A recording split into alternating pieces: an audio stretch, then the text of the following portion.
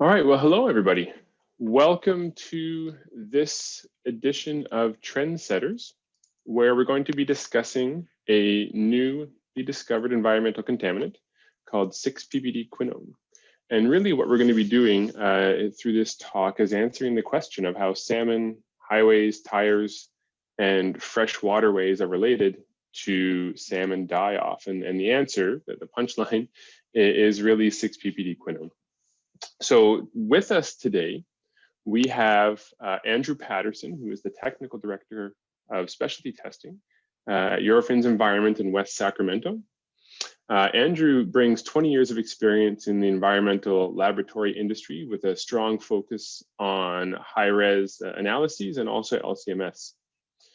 These approaches Andrew has focused on include PCBs and dioxins, brominated flame retardants, PFAS, and other emerging contaminants, which would include 6-PPD Quinone. Andrew holds a Bachelor's of Science in Microbiology from Cal Poly San Luis Obispo in California. And from SCIEX, we have Dr. Karl Oetjen. He is a Senior Application Scientist in the Environmental Food and Beverage Division here.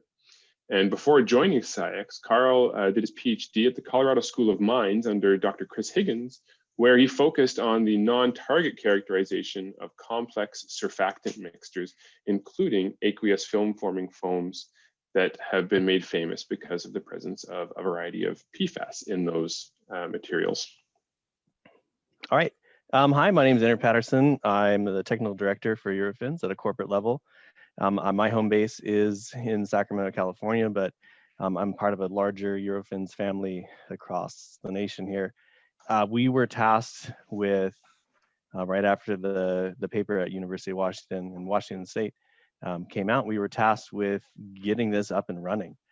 So we squirreled away to do that. But as Matt said, why are we here? Why 6-PPD Quinone? For decades, salmon have been dying off in large numbers in the Pacific Northwest, specifically coho salmon. And it was through some excellent work published in Science this last December that they found out that it was not a whole category of compounds, but just one compound, which is really rare in this industry to just have one compound be responsible for acute toxicity. So we jumped on this right away.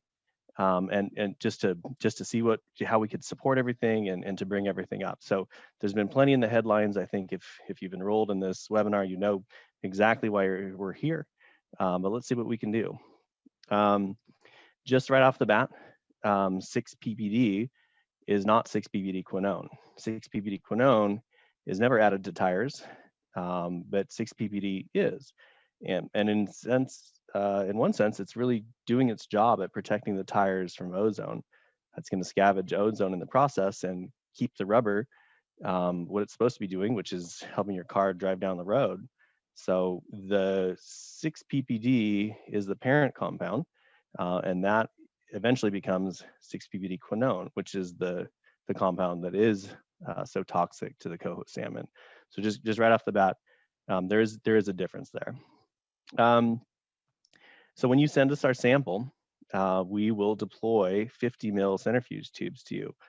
Some of our efforts at Eurofins are based around sustainability. And so, we can hit a detection limit of 10 PPT with only 50 mils. And so this is advantageous over shipping something like 250 mils, like a typical PFAS analysis. We just don't need that much volume. And you can imagine the armies of coolers that we have traveling around the country. So we deploy this 50 mil centrifuge tube to you. Your team would fill that and return it to the lab. We would add an isotopically labeled analog of 6-PPD Quinone. This is a D5 6-PPD Quinone. I promise there won't be too many structures in this webinar, but this is one of them. So we are performing isotope dilution. So we first add our isotope to your sample. Then we're performing an SPE to remove interferences and also concentrate the analyte of interest. As you can imagine, with roadway runoff, with all these really complex matrices that we're getting, it's no small task to just isolate the 6-PPD Quinone. After that, this is a picture of our West Sacramento facility. we have 3 Psyx X500R QTOFs that we are running these samples on to generate. This is some data we got out of our parking lot. On the top there, that's our target analyte, that is 6-PPD Quinone. And on the bottom, that's our isotope, that's our D5 6-PPD Quinone. And you can, that's actual chromatography. So it's looking pretty sharp, I think, not to pat ourselves on the back too much. But that, in a nutshell, that's the workflow that we're following. If you submit an aqueous sample to us, that's what's happening. The next question we often get is, well, why are you using a QTOF to do this? Couldn't you use a triple quad? And eventually we probably will. But the short answer is that we feel this is the most robust approach. This is an exact mass instrument. And so if there are interferences out there, this is going to get around that. And so what you're looking at right now, this is a compound tarlodeoxycholic acid, TDCA. It is a known interferent of PFAS, and you can see that the parent masses are only about 0.6 AMU apart. So on an MS-MS, this would be recognizing this almost as the same parent compound, or as the same parent compound. And to confound things, the daughter ion is the exact same. So the take home is, if this was at the same retention time, which luckily it's usually not, but if it was at the same retention time, this would give a false positive on a triple quad. But as you can see by these spectra here, the QTOF has no problem resolving that. So there's a lot going on this slide, but the take home is that, you know, a high resolution instrument adds that level of confidence because it is going to mitigate the potential for interferences. And so as we don't know all the interferences that could happen with this analysis yet, we're taking those extra steps to run this on a QTOF, which is also really cool. We have gotten asked recently, why aren't you looking for the parent compound? Why aren't you looking for 6-PPD? Aren't you really concerned about 6-PPD? And the short answer is yes, we are concerned about 6-PPD because it will act like a reservoir for 6-PPD quinone. The trouble is, this compound's designed to react, and it does just that. It reacts so quickly, in fact, that we have some of this compound on hand, and we were preparing standards in methanol. And as you can see, this is a really short time frame in methanol, in the dark, in a fridge, for this level of degradation. We tried different things like adding nitrogen to the vials. We tried changing the pH. We tried glass. We tried polypropylene. We tried all sorts of things to try to slow this down just for our own sake, but we couldn't do it. But also, since we are using a QTOF, we can monitor that same standard that we shot for 6-PPD, and we can look at the 6-PPD quinone. And as you can see, this is forming the quinone, among other things. And I think Karl might be getting into some of that in the next round of things. But this is forming 6-PPD quinone at a very rapid rate. And so at a minimum, there's no way that we could simultaneously determine 6-PPD and 6-PPD quinone because one is forming the other. So my take home here is that the quantitation of the parent compound really isn't a great idea. It's unreliable. It might offer a snapshot in time, but really, if your calibration standards are this unstable, you're going to have a hard time assigning a value to what you find in the environment, and we're not comfortable doing that. So we are solely looking at the quinone for this reason. So now on to aqueous samples. So this is 6-PPD quinone under some different conditions. So we took a bunch of 50 ml aliquots like we would receive from the field. We kept some at room temp, and we put some in the freezer. The room temp was predictable. We thought this would happen after a couple weeks, but the freezer surprised us a little bit. You know, we were kind of hoping for 70 to 130 in the freezer. So, you know, I had my analyst repeat this, but this time it was just freezer conditions, and this was -20. This isn't a -80 cryo or anything. So we repeated with freezer conditions -20 and with fridge conditions at 4 degrees. And you can see that again, the freezer slope was greater than we anticipated. We're not sure if this is sorption or actual degradation, but what we do know is that we are recommending not to freeze 6-PPD Quinone aqueous samples, but rather to keep them at 4 degrees. We right now have a 7-day hold time from from collection to extraction, and that's this chart actually goes further on down. We have more data points to support that everything is pretty level, but please don't leave your samples at either room temp or in the freezer for these reasons. Onto some soil samples. We have developed a solids method. It was requested by clients, solids as well as tissues. And so the easiest thing for us to do is to go out in the parking lot and grab some soil. And so we have a planter box, much like every other business park planter box. We just grabbed some of the soil, and we did. We found a positive hit, 5 nanograms per gram, 6-PPD in the planter box. We do monitor for 6-PPD, but as I said before, we're not quantitating this, but we do just have this going on in the background. And it was non-detect for 6-PPD, which was a little puzzling. But again, the half-life for 6-PPD itself is on the order of 2 hours in biologically active water. So, perhaps something happened where we're just seeing the quinone over the 6-PPD. Another thing that we have going on in Sacramento is that we're next to a government test track. So that is our building there with the white roof on the bottom. And that other arrow is the exact planter box that I pulled these samples from. And we happen to be around an area where there might be some enhanced tire degradation, we'll say, in the form of skid marks and whatnot. So we haven't started it yet, but I would love it if someone would reach out and want to perform some sort of air studies. It doesn't have to be a Puff XAD cartridge, but it could be. But again, please contact me after this webinar and we can talk further. But we are very interested in expanding this to air. So pretty wild. So on this slide, what you're looking at is we are also interested in testing products, either tires themselves or recycled tire products or everything else like that. And so we were literally doing some scrapes and some wipes of a tire. And we had this, just by chance, we found this distribution where the total on the left there on the orange, the total 6-PPD quinone seems, of all the 6-PPD quinone we found, seems to have higher predominance in the sidewall than the tire tread.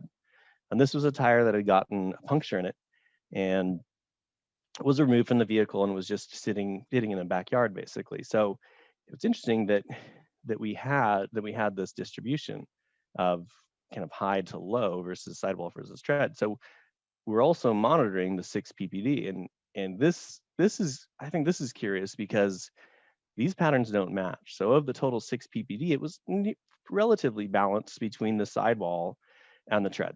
So this is a bit of a head scratcher because this tire had been sitting for some time without rolling on the street. If I had sampled a tire that had just driven, I might expect to see something like this where the tire tread is constantly being removed, so it hasn't had a chance to form the quinone. Again, I'm just speculating here, but as this was sitting for, I believe, a month, this is pretty curious. So it is interesting what's going on here, and I'm guessing someone in the tire industry could fill me in a little more here. But again, this was just sort of an analytical exercise where we were testing our method to see how robust it was, and we noticed this trend. So just kind of a food for thought. Moving on past solid samples, past aqueous samples, we are pursuing passive sampling opportunities. I am pleased to announce that Eurofins and Serum would like to join forces to deploy the SP3 into the environment to look for 6-PPD quinone over a longer term basis. And there are several things that might complicate this, such as like a short temporal trend of 6-PPD quinone over rain events.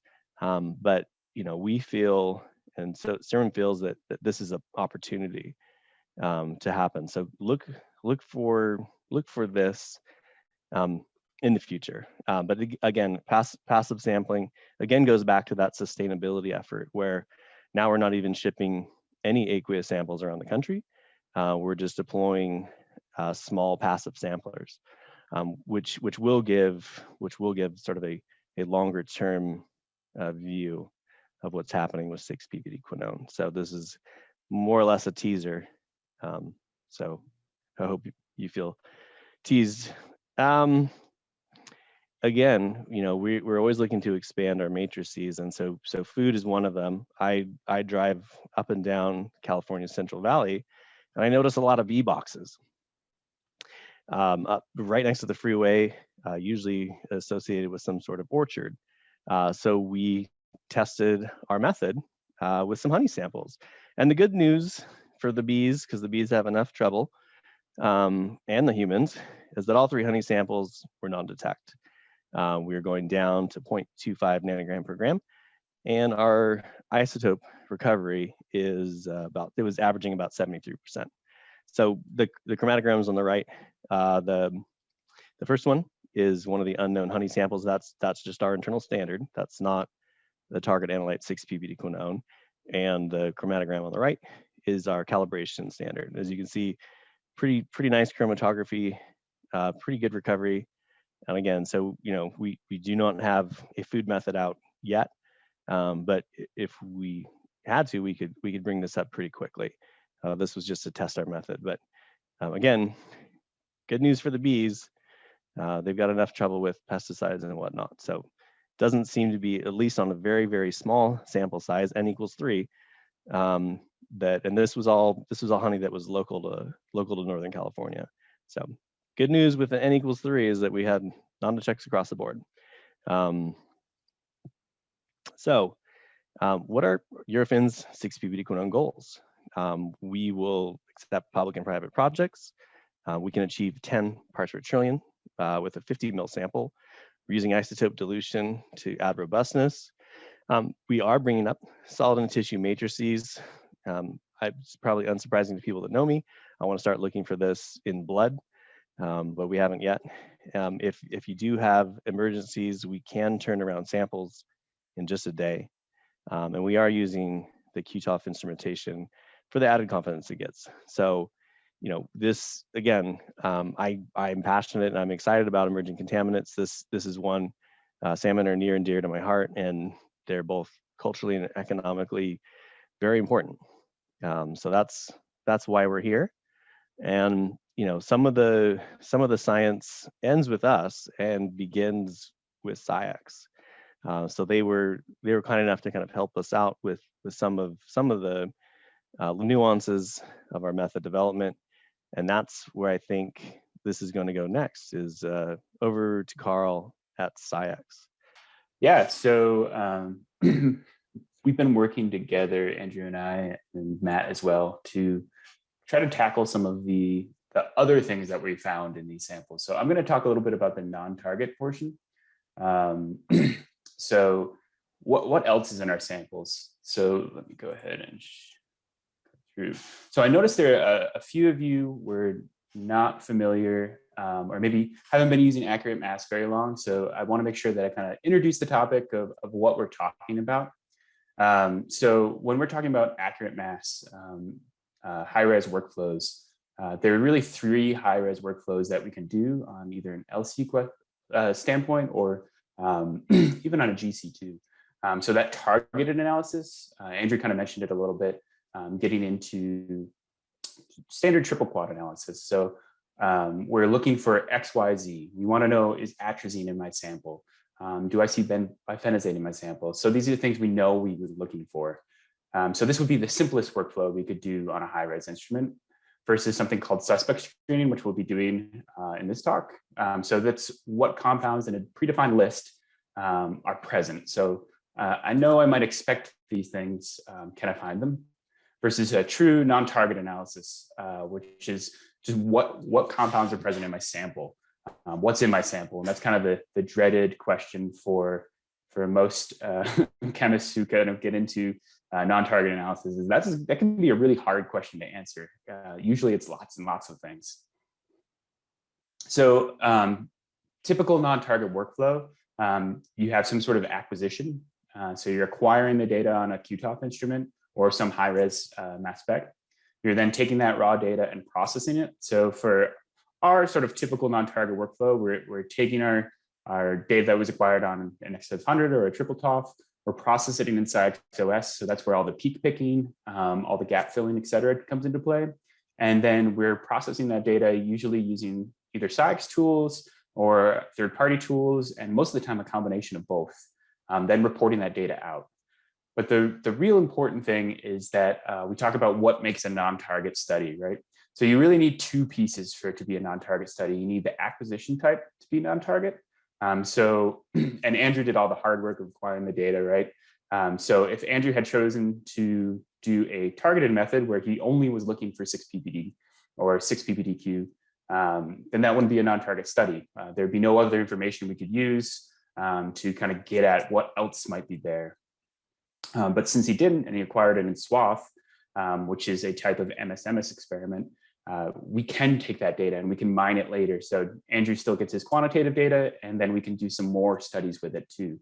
In addition to that, it's peak detection, right? So if I went in and I said, hey, SCIEX just looks for PPD, 6-PPD, just look for 6-PPDQ, that's what it would do. It would only look for those things. So we need to make sure when we're looking for our peaks that we're saying, hey, we're using some sort of non-target peak detecting algorithm to find all of the features that we can. And when I say feature, I just mean an accurate mass with a peak shape to identify it. So we need these two pieces to kind of work together for it to be a true non-target study. And another important thing I want to talk about is just how we communicate the confidence. So I'll be talking about it a lot. If you're unfamiliar with it, how we do this has kind of evolved over the years, but right now we kind of have all settled in the environmental realm, at least on the Szymanski scale or the Szymanski index. So what that is just a way for me to communicate to you how confident I am in my result that I think this is this compound, or even I know this is this compound. So starting with a level 5, which would be, I just have a feature. You'll hear me use that term a lot, which means I just have a mass. That's all the data I have. A level 4 would be you have a molecular formula that you know this is definitely its molecular formula. A level 3 would be you have a candidate structure. So I think it's the structure. Level 3 is kind of a gray area where a lot of times you can get stuck. So it's a really exciting thing when you can move past that level. And then level 2, which either you have some sort of library spectrum or some diagnostic evidence that this is definitely the compound. And level 1, the gold standard, where we all want to be and need to be, we've run a reference standard on our instrument, and we've confirmed this is indeed that compound. So we're all striving to climb to the top of the pyramid, so to speak, to make sure that we can say, hey, this is the compound I'm looking at. So all the samples were analyzed, again, by Andrew. He did the heavy lifting on our X500 system. So our X500 system is a QTOF platform. It uses the same ion source as our triple quad, so our turbo V source. This is nice, especially for non-target analysis, because a lot of times you don't know what you're looking for. Your samples might be kind of a mixed bag. Somebody maybe will ship you a bag full of tires even, or maybe it's an oil sample or something really nasty. So you need something that's going to kind of handle that complicated matrices well. And not get dirty quickly. And then mass accuracy. Mass accuracy is the most important thing for non-target analysis, both from an MS spectrum perspective and from an MSMS perspective. Without that, you'd be kind of sunk. Awesome. So when Andrew approached me, he was asking, I've got this extract. It's a fraction of a tire extract that we're using to quant 6-PPDQ in the way beginning when he was first kind of starting this process. And he's kind of looking at his TIC. He's saying, hey, there's a bunch of other stuff in the sample. Is it related to 6-PPDQ? What is it? And because Andrew acquired his data using swath, we can answer that question. So this is a way that we can kind of archive our data set and go back and dig through it.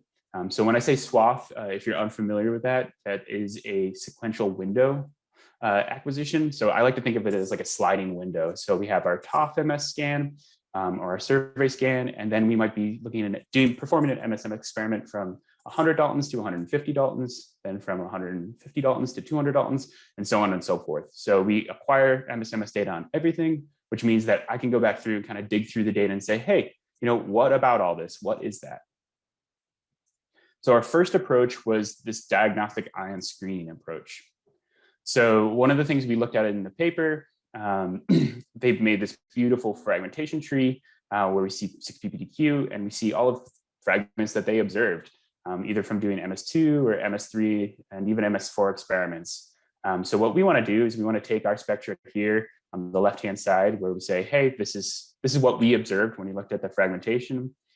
We saw this spectra, it makes sense. But what about all these other fragments? Can we find another feature in our data set or in our sample that contains some of these diagnostic fragments that might be a little bit of a clue that this is related to 6-PPD.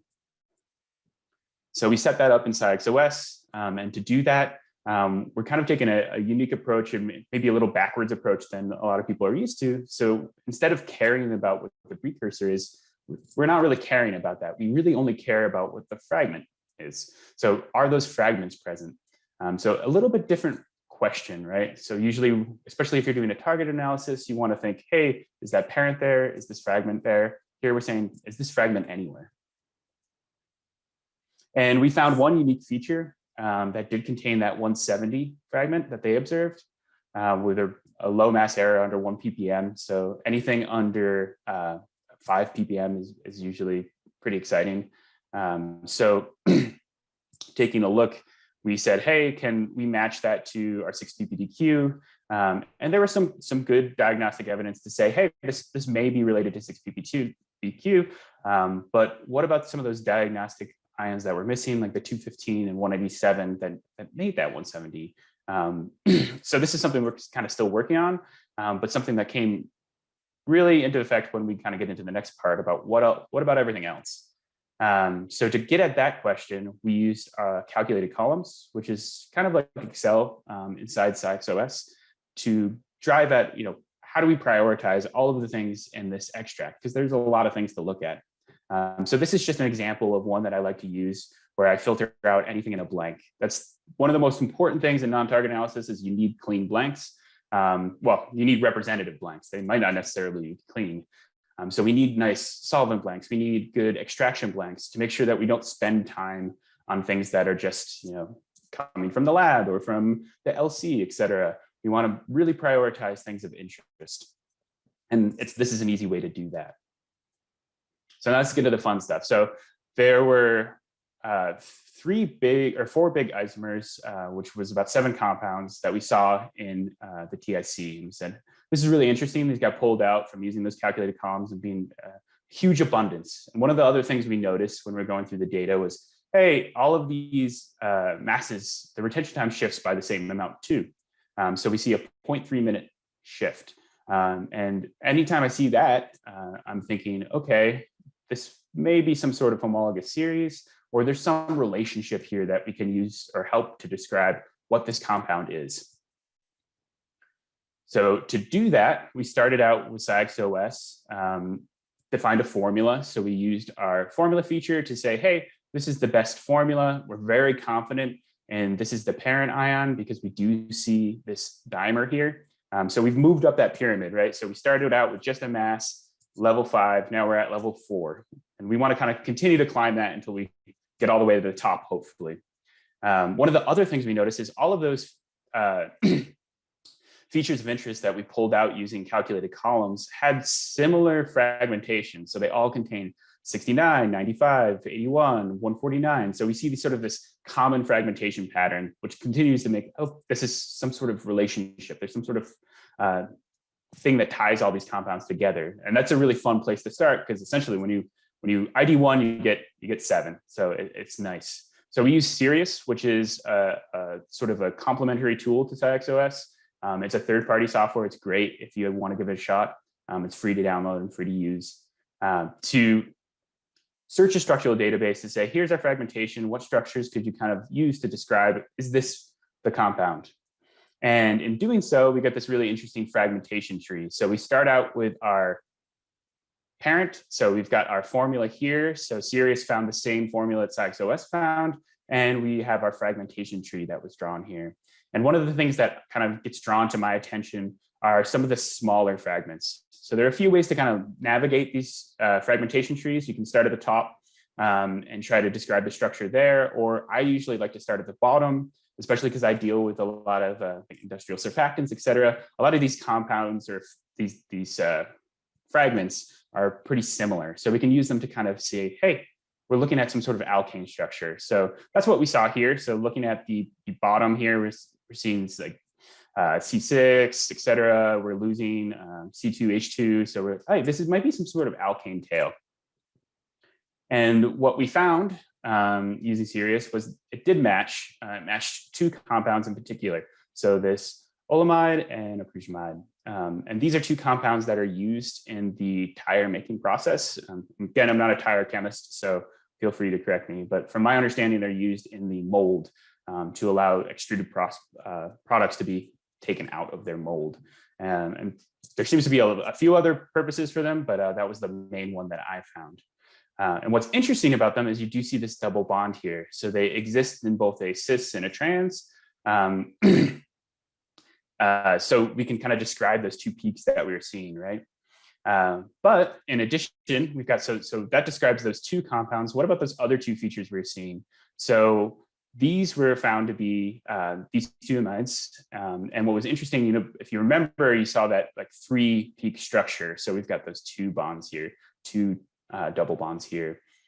So very happy, great ppm error. The SCIEX did a great job describing the intensity as well as SciEX, and we can kind of move up the pyramid. So we started at a level 5, went up to a level 2B, which was that we have diagnostic evidence that this is the structure. And then for some of them, they're in our library. So in the NIST library that we can search using SciEX, we can get to that level 2A confidence. Yes, this is what I'm looking at. What else? So another really common workflow is just doing a library screen. So we've taken our data, we've had SciEX do the peak picking. Now we run it through a library to say, can we find anything that matches our library? And we did. We got 2 hits for steroidamide.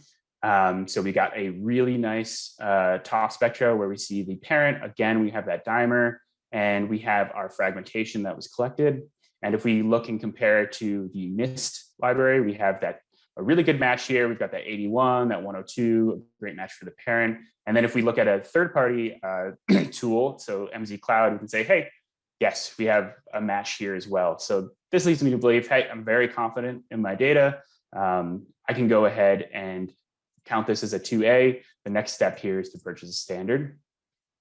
And we found another one of these alkane compounds with just a little bit shorter chain length. So again, same thing. We have a great parent. We see the dimer. We have good fragmentation in our NIST library and also an MZ Cloud. And that's great. So we can mark this as a 2A as well. But what can we do further than that? So how do we expand our study? So we don't just have those 7 compounds plus 2, we have even more.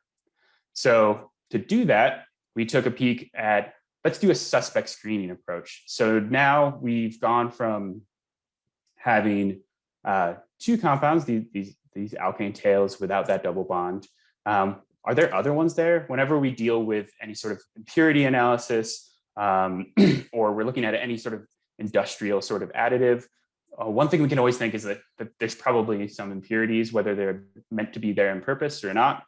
I'm not sure, but we created a suspect list. So one of the things you'll notice is this compound, these amides are just changing by a CH2 group. So we'd expect in any homologous series for the mass shift to be the same. So that CH2 group, so a 14, we'll talk in nominal mass, a mass shift of 14, but we also would expect the retention time shift to be the same too. So if we plot that up, so each one of these are the masses of the compounds over the retention time, and we see this perfect straight line, which we kind of expect. So that's leading me to believe, hey, not only am I really confident because it has this diagnostic structure that we can kind of ID through the fragmentation, but also we see this retention time shift as well that is similar amongst compounds, right when Andrew is starting to ramp part of his LC.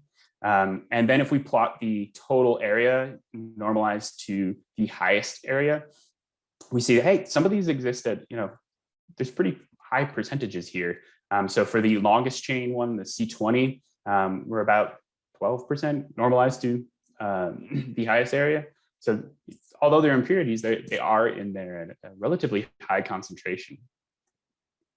So kind of going back to our original question that Andrew and I wanted to answer was, hey, we see 6-PPD Quinone, but what about all of the other stuff there? What is that? Is it related to 6-PPDQ? How can we answer that question? And that's what we ended up doing, is saying, yeah, there is a lot of other stuff in this fraction of the sample. Although it probably isn't related to 6-PPDQ, in fact it's not, but it is related to the tire making process itself. So we do see these amine compounds throughout the TIC. So kind of just to bring it all home, what does that mean? So in addition to the 6-PPDQ and 6-PPD, we were able to find 17 different amide compounds that were derived from the tire rubber. So pretty cool. I was pretty excited about it. We talk a lot about how we communicate confidence, how confident we are in a true match, whether it be level 2 or level 1. But there's another part of it from the analyst perspective, which is a more emotional pyramid that we're trying to climb up of, from pessimistic to ecstatic. So when we get to that level 1, usually we're super excited. So this was exciting for both Andrew and I. But we still have a lot more work to do. So next would be to get to that level 1, just so we can confirm, purchase those standards, do a diagnostic ion screening like we were talking about earlier, to say, hey, we have all these diagnostic fragments. Are there anything else that maybe we didn't expect that might be also in the sample? And to continue our 6-PPDQ to try to figure out what's going on there. Is it resorption? Is it turning into something else? What's happening?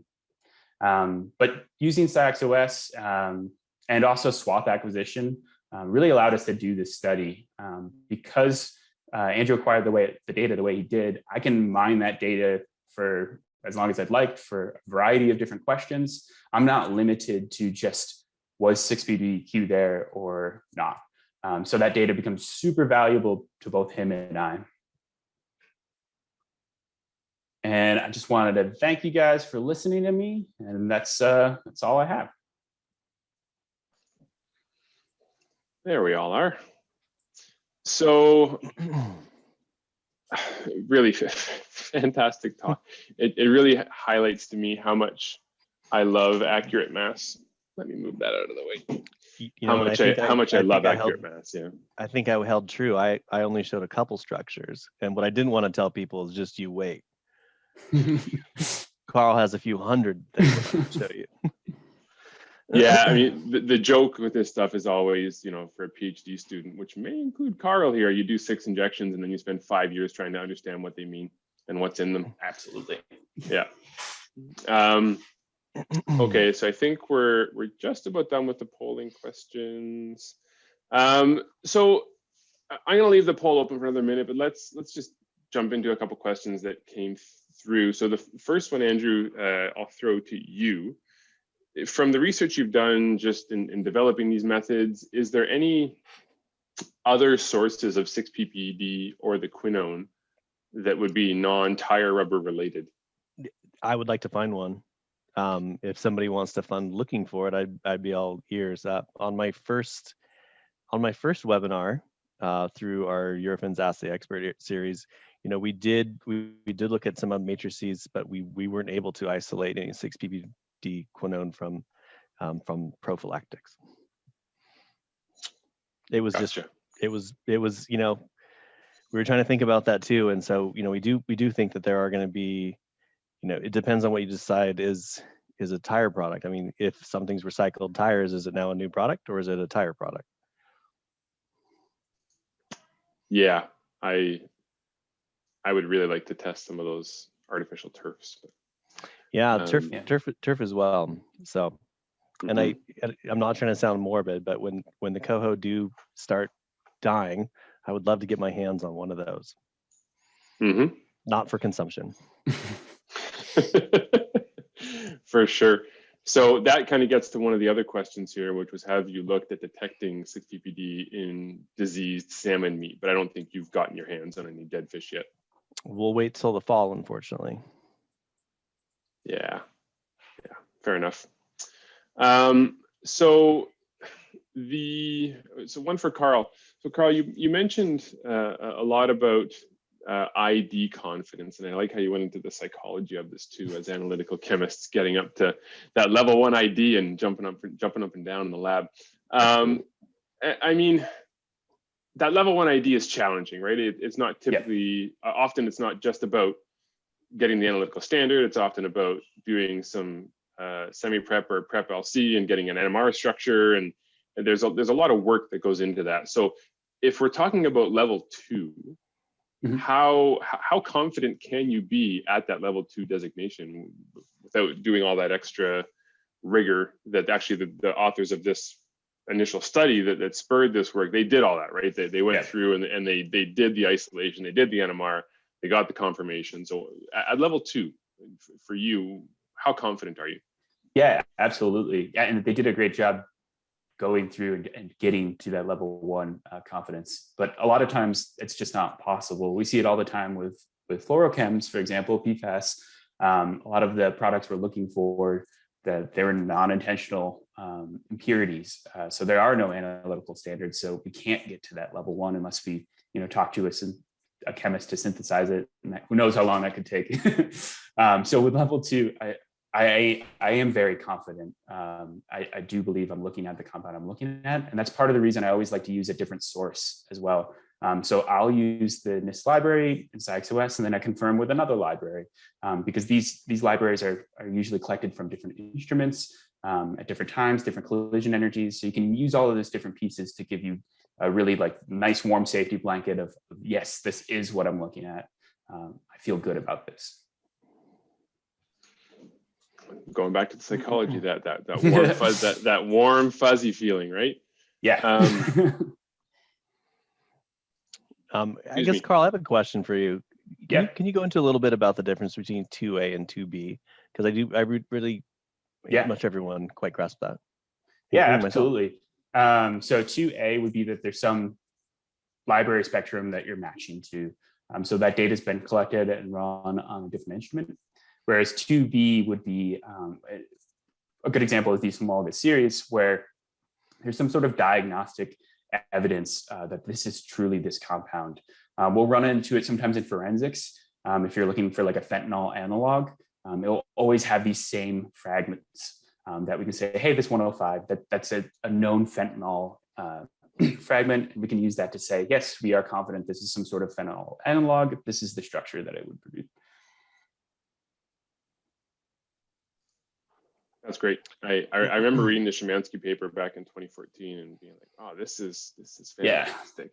They actually codify how we can do this stuff. Yeah. Andrew, there's a bunch more questions for you. They're wondering what concentration ranges you've found in the water samples you've looked at so far. Honestly, everything mostly on the lower spectrum so far, because we haven't had many rain events since the inception of this analysis. Our samples hover anywhere between 5 to 50 ppt. But that's the area that we want to develop our method. I'm not too worried that we'll be able to have detections above there. It's just a matter of time is when we can get some rain events. It's been a particularly dry winter here in Northern California, or it was a dry winter here in Northern California, and now we're seeing some of the effects of that just being incredibly dry. So again, on my previous webinar, we were literally having to suck water out of a storm drain just to get something representative. Did it help our method development? Yes. Was it crazy high concentrations? No. Yeah, and to your point from your talk, Andrew, the timing of the sampling will really dictate what you find in that water, right? Yeah. Okay. So this is a good question. So they say, why did you mention air samples? and they're wondering if there is volatilization potential for 6-PPD, or are you thinking about particulate transit via dust? What are you getting at there? Don't know yet. Don't know that yet. We think there could be some potential. So, is it from the dust or is it in the vapor phase? We don't know yet. Fair enough. I think that would be Yeah. interesting to investigate. Yeah, that was a carrot. If anyone wants to take it, we'd be interested in partnering. So this maybe goes back to the academic side a little bit, but wondering from your interactions with folks, do we know if this affects other salmonids or other freshwater species yet? I'm not a toxicologist, but it does. The coho seem to be disproportionately affected. There are other salmonids in conjunction in these same streams with the coho, from what I understand, and the tilt is far towards the coho, but other Oncorhynchus may be impacted. There's a gap. There's a tox gap right now. Yeah, and that's what happens with these emerging contaminants, right? Is you find it's really impacting one species, and then all of a sudden everyone says, "Oh, we got to start looking here and there," and yeah. Questions. This says, is Eurofins or Psyx able to take samples? But really, Andrew, is Eurofins able to take samples for the public to analyze their local waterways? I guess, how can people reach out and get samples tested? Absolutely. I guess,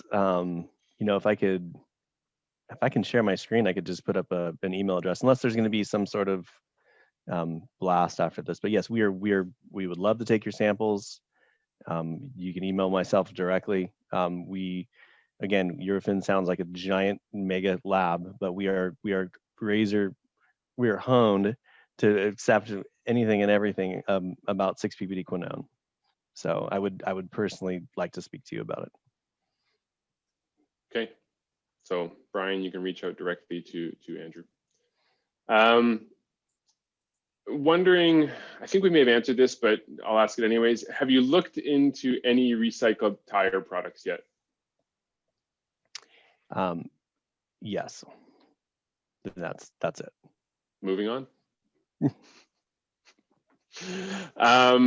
So one of the questions, so there's been quite a few questions that have come through about the tire sidewall versus the tire tread. There's a fair bit of some comments, some interest, and one of the questions was, how was the tire stored? Was it on its side, or was it stored on the tread? And wondering about the impact of potentially the oxidation of 6-PPD being photomediated, right? If it's on if it's stored on its side, then it'd be getting a lot more UV exposure potentially. I believe this was stored in a backyard on its side. So okay. It was as lo-fi as it gets. We really weren't looking to do a distribution study. It was just collecting different segments of the tire, and then we noticed this pattern. I do think kind of going along with Karl's talk. There were some of those compounds were from the mold itself, or it seemed to be from the mold itself. So I'd be interested in digging a little bit deeper, both in the tread and the sidewall, and seeing if we can get a different distribution, or see if those compounds that were involved in the molding of the tire just aren't there.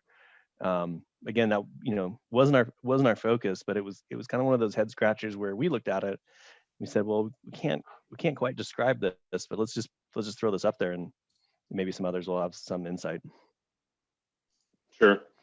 So this goes back, Karl, I'll ask this one to you. Andrew, you can comment as well. Is 6-PPD the final degradation product?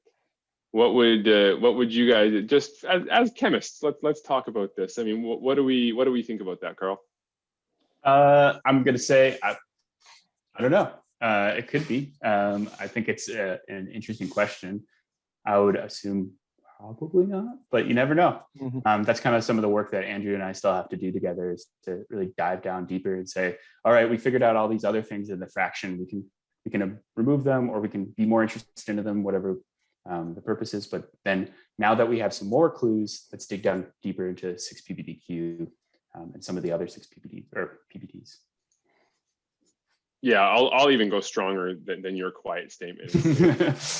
There's no way this is the final degradation product, but the sticking point is that from the work from UW, this is the presumptive causative toxicant. So there may be other products, but their impact on salmonids might not necessarily be the same. So yeah, chemically, there's no way this thing just forms one oxidant. It's just not going to happen. So. Excuse me, one more for you, Andrew. So they're asking about the plot that you showed for the degradation of 6-PPD and the uptake in 6-PPD quinone. They're wondering if those were generated from the exact same sample under the exact same conditions. It was the same injection. Yep. Okay, good. Yep. And the follow on from that,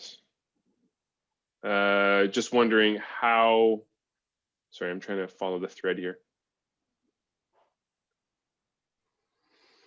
How was 6-PPD detected in the stability study? Was it the same detection used as 6-PPDQ? Did you use LCMS, basically?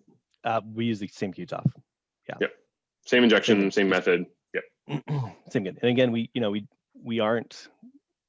don't think, I mean, almost, it's one of those things where if we report a value to you, it's going to be a moving target with 6-PPD. 6-PPD quinone, we're very confident that we can generate a high confidence level of data. But with 6-PPD, it's sort of in the background just for us. So when we're bringing up these methods, we're kind of widening our view so that we know what's happening. And some of that is that we can do that on a QTOF. We don't have to say, I'm looking for this specific MRM for just 6-PPD quinone internal standard, and that's about it. We can take those blinders off with the QTOF and kind of look at more stars in the sky. For sure. So I just see we're approaching the end here. One comment from one of the moderators in the background, Andrew. Can we just post your email in the chat for anyone who wants to reach out to you? Oh yeah, for sure. That sounds good. Fantastic. Thank you. Mm-hmm. Last question that's come through in the chat is just going back to the tire sidewall thing. Wondering how worn the tire was. The tread. Can you base it on a penny? Like, could you see? Oh yeah, that is or whatever it is. That doesn't get. Is it different in Canada? Are the pennies different? Do we get different? The metric is different. We don't have the same. Yeah. But it's still we don't actually have pennies in Canada anymore. I think it was about 50% worn. I did try to annotate that slide that it was, there was some tread left. It was about half worn. It was a really expensive tire of my colleagues, and it had gotten a puncture, so that's why we used it. Gotcha. Okay. I didn't think that would generate that many questions, though. I mean, it was a hot topic. It's right. I mean, it is interesting. There was other people that posted just comments about that, saying, that there are differences in how 6-PPD is applied in sidewalls versus tread and these sorts of things. Okay, if there's no other questions, we can end it there. Karl, Andrew, it was everything I hoped it would be. Fantastic talk. Great science. I hope this is a topic that's going to continue to get traction, both from testing agencies, but also from that was a pun. That was unintended pun. Absolutely unintended. Sorry for the dad joke. The interest from academics too, and from regulators, and see if we can continue to help those salmonids. So, thanks a lot, everybody. Thanks everybody for attending, and we'll sign off.